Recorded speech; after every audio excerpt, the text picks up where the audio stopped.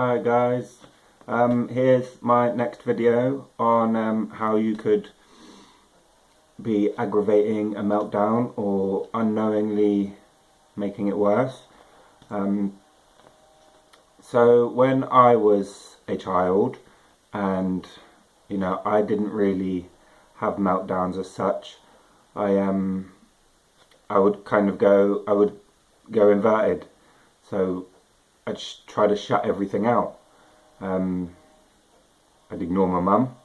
The first thing I'd want to do is go to my room, be away from everyone and everything, and then that kind of become a pattern.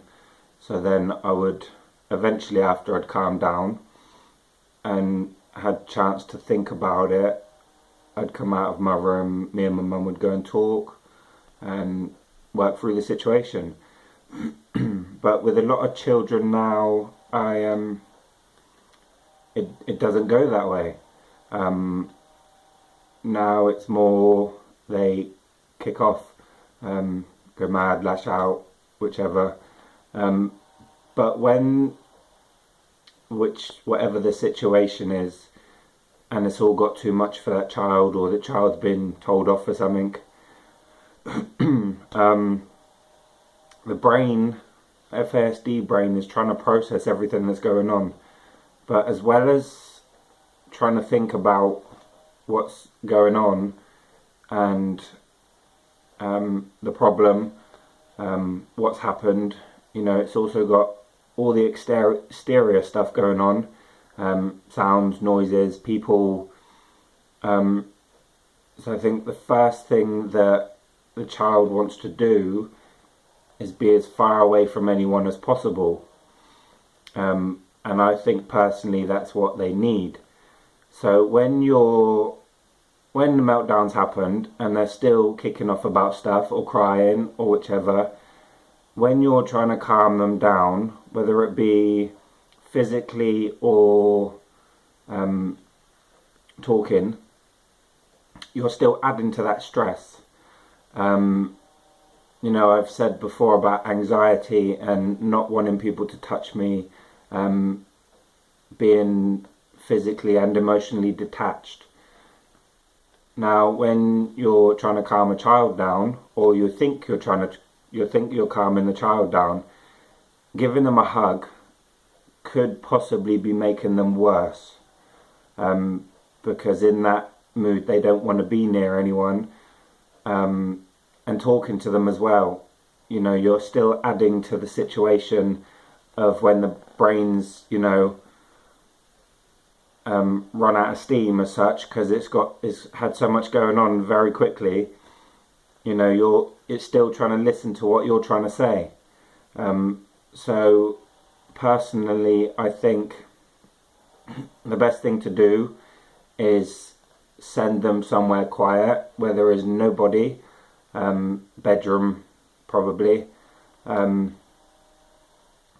Let them calm down on their own, and then when they've calmed down, you can talk about it and help them understand, because that's when when you're trying to calm them down, they're still trying to understand what's just happened, and you're still adding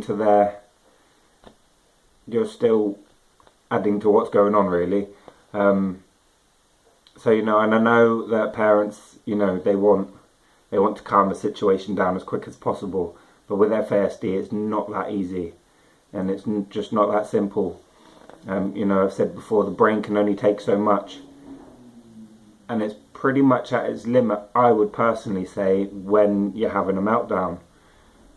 So to go and add to that by physical interaction or communication, it's not going to work the way you probably hope it does, or the way you want it to. So that's pretty much my views on how meltdowns are and how you can add to them even if you're not aware of it. So yeah, you might have noticed this video is a little bit better. I'm looking at the camera. That's because there was a smiley face sticker above my camera, but and my hands aren't so fidgety as well. that's because I'm holding my daughter's pink ball. So, but anyway, yes, so that is, I think I've covered everything that I can think of. I hope it helps. You know, even if it's just like a moment where you thought, oh, I didn't think about it like that. But yes, I know when you're out and about it's different, shopping, etc. But as I said in my post before, you know, the best thing to do in that situation is leave if you can. You know, I know when you're on shopping on your own, it's not that simple. But you know, again, you know, I still have really bad days when I have to go shopping, days where I don't even want to leave my front door because my anxiety gets that bad and I don't want to even say hello to my neighbours. I've had a couple of days like that this week. But no, as I've said before, I use my iPod MP3 player. I couldn't live without it. It's got hundreds of songs on there. And you know, with one headphone in, you can it focuses the brain on one thing, but obviously with the other ear you can still hear what's going on to some extent, and children can still hear you. Obviously, maybe for younger children it's not ideal.